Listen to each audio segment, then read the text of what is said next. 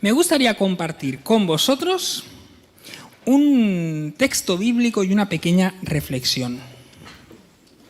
Si me veis un poco acalorado, es que el agua estaba muy calentita. Yo le pedí a Antonio que estuviera calentita, pero te sube la temperatura corporal y todavía lo estoy notando. Os voy a leer una historia que me impactó profundamente. Es una historia que hace 2 semanas la compartí el domingo por la mañana. Voy a compartir unos rasgos de ella en esta tarde.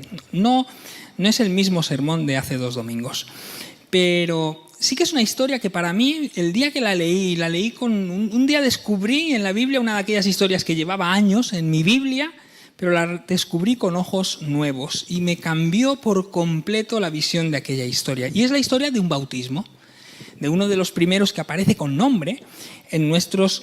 Bueno, con nombre, realmente ni su nombre conocemos, pero de uno de los que aparece personal de alguien, un bautismo de alguien en persona, no de un grupo de creyentes.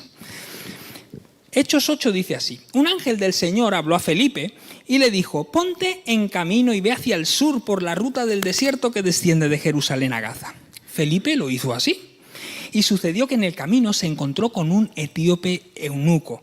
Era funcionario de Candace, la reina de los etíopes, y estaba encargado de todos sus tesoros. Había venido a Jerusalén para adorar y volvía sentado en su carro leyendo al profeta Isaías. El Espíritu le dijo a Felipe: acércate, júntate a ese carro. Acudió Felipe y le oyó que leía al profeta Isaías. Y Felipe le preguntó: ¿pero entiendes lo que lees? Él dijo: ¿y cómo podré entenderlo si nadie me lo explica?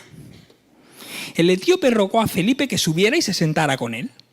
El pasaje de la escritura que estaba leyendo era este: como oveja fue llevado a la muerte, y como cordero mudo delante del trasquilador no abrió su boca. En su humillación no se le hizo justicia, mas su generación, ¿quién la contará? Porque su vida fue quitada de la tierra. Isaías 53, esta mañana Raúl en el sermón lo mencionaba. El eunuco tomó la palabra y le dijo a Felipe: te ruego que me digas de quién dice esto el profeta, ¿de sí mismo o de algún otro? Felipe, partiendo de este pasaje, le anunció el evangelio de Jesús. Prosiguiendo el camino, llegaron a un lugar donde había agua. Y dijo el eunuco: aquí hay agua, ¿qué impide que yo sea bautizado? Felipe respondió: si crees de todo corazón, puedes. Él respondió: creo que Jesucristo es el Hijo de Dios. Mandó parar el carro. Descendieron ambos al agua y Felipe le bautizó. Salieron del agua y el Espíritu del Señor arrebató a Felipe. El eunuco no le vio más, así como sorprendente, de forma milagrosa, pero siguió gozoso su camino. Y Felipe, dice el texto, que apareció en otra ciudad, iba predicando el evangelio. Os quiero contar esta historia, porque esta historia me impactó profundamente. Este hombre funcionario real, un funcionario de altos vuelos, de muy alto rango, es un hombre que sube a Jerusalén a adorar y descubre, en el camino va a descubrir el evangelio de Jesucristo. Es una gran historia esta historia, una historia profunda, mucho más de lo que leímos probablemente en nuestras escuelas dominicales cuando hablábamos de esta historia, y nos parecía muy simpática el de este hombre que decide bautizarse, pero probablemente detrás hay algo importante. Yo quiero compartir tres breves pinceladas de este texto. La primera de las pinceladas es que una experiencia con Dios empieza con un pinchazo, de alguna manera, en nuestras vidas. Recuerdo en cierta ocasión, lo conté días atrás, el día de la tormenta, como no hubo culto de bautismos, pero les expliqué otra historia a los hermanos que sí vinieron. Yo recuerdo que trabajaba en una logística y un día señalado, que no me puedo olvidar nunca porque era el día que le iba a pedir matrimonio a mi mujer y llegaba en avión al aeropuerto del Prat, así que de ese día no te olvidas normalmente. Un día señalado, iba con el camión, salía del último cliente y en el último cliente un taco de madera se metió entre las 2 ruedas traseras. Como no lo pude sacar, dije, pues tiro con él. Hasta que las 2 ruedas reventaron en la autopista, el camión se tambaleó y lo tuve que echar a un lado. Pero no tenía un gato para cambiar las ruedas. Pero entonces apareció mi jefe, que era un señor de 1,50 m, bajito, muy bajito y gordito. Pero aquel señor sacó un palo más grande que él, un mono, se puso la cremallera hasta arriba y en 5 minutos había cambiado las 2 ruedas del camión. Tenía una mano maravillosa, aquel hombre. Si no tienes gato no puedes cambiar las ruedas del coche. No sé cuántas veces te has quedado tirado con el coche, pero a mí me había pasado unas cuantas veces en la empresa donde trabajé. Solo sabes que necesitas uno de esos gatos cuando tienes un pinchazo de una rueda. Y sabes que necesitas a Jesús cuando en algún momento hay algo que te hace darte cuenta que tú le necesitas. ¿Qué le pasó a este etíope? Pues resulta que el texto nos dice que este etíope subía a Jerusalén a adorar. Probablemente él no era judío, era etíope, nos dice el texto. Además, los judíos no tenían por costumbre hacer eunucos a las personas. De hecho, lo tenían muy mal visto. Pero este hombre subía a adorar porque ya en su corazón era lo que los judíos llamaban un temeroso de Dios, alguien que tenía inquietudes por Dios. Y se había comprado probablemente, porque era un señor de buena posición, un rollo del profeta Isaías, un rollo no porque Isaías sea un rollo porque lo ponían en un rollo de texto, de pergamino, bien largo, y bajaba leyendo el rollo de Isaías. Pero curiosamente, y a mí me llamó mucho la atención de esta historia esto, Isaías está lleno de pasajes preciosos, pasajes llenos de esperanza, del consuelo de Dios, Isaías 40, del futuro glorioso del Mesías, del día en que vayan a victoriosos los judíos, iban a salir adelante del exilio. Pero curiosamente este hombre leía el pasaje que habla del siervo sufriente de Yahvé. ¿Por qué leía este texto? Me he preguntado. La vida de los eunucos era una vida de mucho sufrimiento. Aunque este hombre tenía una posición elevada, la vida de aquellas personas era una vida de mucho dolor, de sufrimiento y de estigma. Entre otras cosas, social, por cuanto no podían formar una familia como el resto de las personas, pero además espiritual, porque el no poder formar una familia y tener descendencia en la cultura egipcia, y este hombre probablemente era del reino de Nubia, en la cultura egipcia tenía también una penalización respecto a la vida después de la muerte. Así que este hombre era un proscrito de alguna manera, aunque era un funcionario real, aunque diríamos, hombre, pero iba con el carro de la reina, tenía todo lo que necesitaba, tendría todas las riquezas. Pero a veces uno puede tener todas las riquezas y ser totalmente infeliz, porque no tenga cubierto el sentido y la profundidad de la existencia humana. Eso es lo que le pasaba al eunuco. Y resulta que leyendo al profeta Isaías en Isaías 53 y no en ninguno de los otros capítulos que hay en Isaías, Felipe aparece y le cuenta el plan de salvación. Y entonces aquel eunuco está conectando su historia de sufrimiento, dolor y exclusión con la del Mesías, su historia de sufrimiento para salvarnos.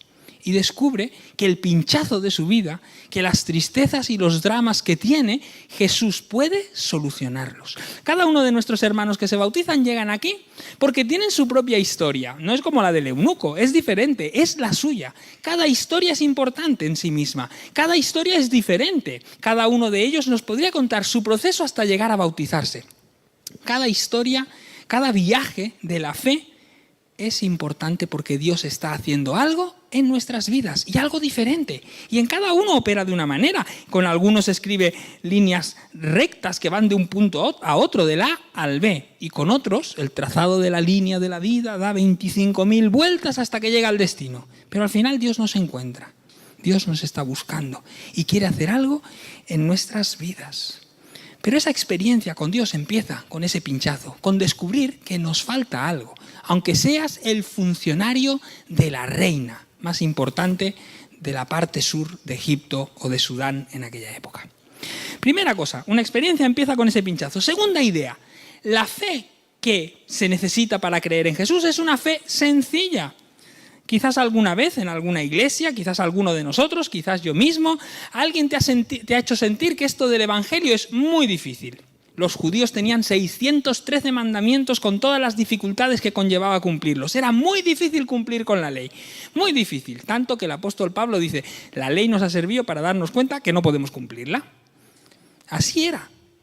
Y resulta que alguna vez quizás a nosotros también nos han hecho sentir que esto de la fe es complicado. Tienes que ser muy buena persona, muy buen creyente, además tienes que aparentarlo bien para que se note, además tienes que cumplir esto y esto, viste de esta manera, no te hagas esto, cuidado con los pendientes, los tatuajes, no sé qué, no sé cuántos, 1000 cosas. Cada iglesia pone sus normas en respecto a esto.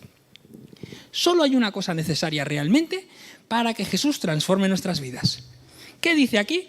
Felipe, si crees de todo corazón, puedes bautizarte. No hace falta nada más. ¿Y cómo responde el eunuco? Creo que Jesucristo es el Hijo de Dios. Hace una confesión de fe preciosa. No hay tantas en el conjunto de todo el Evangelio, aparecen unas cuantas, pero no van sobradas. Pero este funcionario etíope dice, yo creo que Jesucristo es el Hijo de Dios. Y eso es lo que hace falta para creer. La fe viene por el oír, dirá el apóstol Pablo a los romanos. Felipe le explica el plan de salvación a través de los textos de Isaías. Le cuenta lo que Jesús quiere hacer en su vida. Pero hace falta algo, que aquel hombre dé el paso. Igual que ellos. ¿Qué os pedimos en la iglesia? Que creáis que Jesucristo es el Hijo de Dios, como habéis confesado hace un momento. Claro, la vida cristiana también exige una vida diferente, una vida transformada. Hablaremos luego de eso. Pero lo que hace falta para dar el paso como Dios quiere, yo no cumplo con todas las normas que en esta iglesia piden. Lo único que pedimos es creer en Jesucristo de todo corazón como nuestro único y suficiente Salvador, como el Hijo de Dios que vino a salvar al mundo. Y esa fe es sencilla, pero transforma.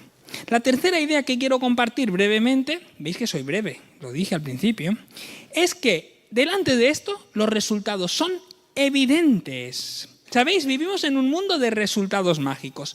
Buscamos por ahí la lámpara mágica de Aladín que tenga las respuestas a nuestros problemas. Y entonces depende que sea lo que tú estás buscando, pero buscamos una salud mejor, pero por el camino rápido. No, si el médico nos dice, usted tiene que hacer ejercicio, tiene que andar 5 kilómetros al día y tiene que tener una dieta más sana y tiene que cuidarse. No, pero si hay algo, una dieta milagro, algo de esto que sale por ahí, o un remedio, si pudiera tomarme una pastillita para adelgazarme, ponerme guapo, estar saludable, que tenga la salud perfecta, el camino rápido es el que nos gusta más. Pero eso sirve para todo.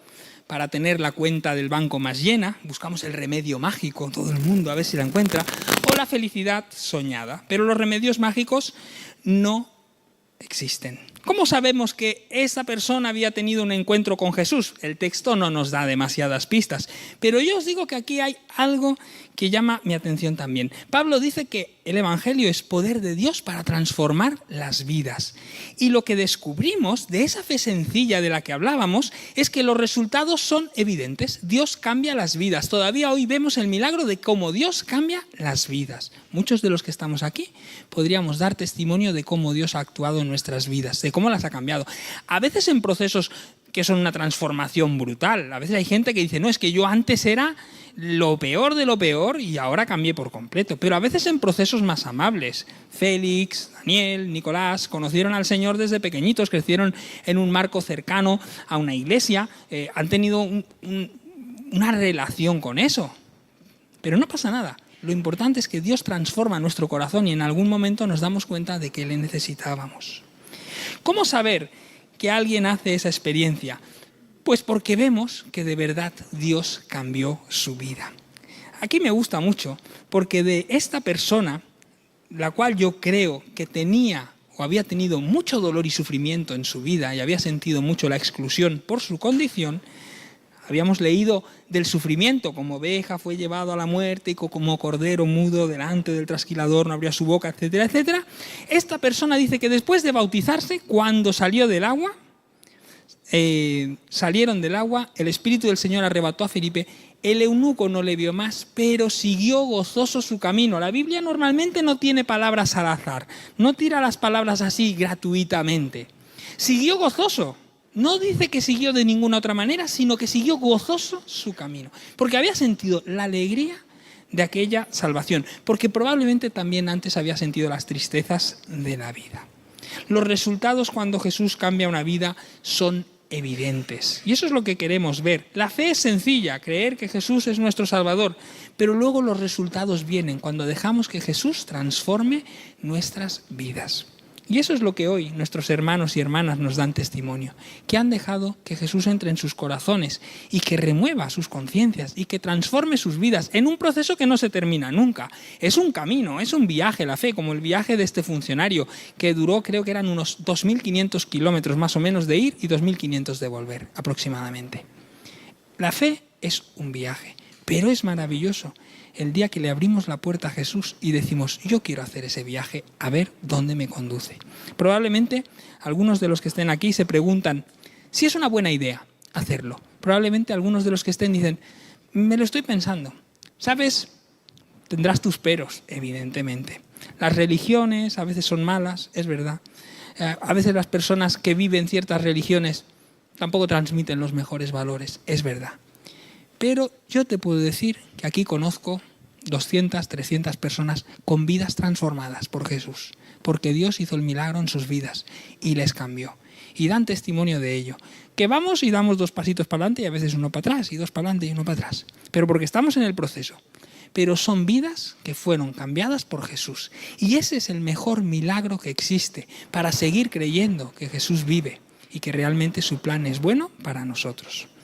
Vamos a hacer una oración y luego terminaremos nuestro culto de bautismos con una canción. Invitaré al grupo que venga por aquí para terminar con esta canción.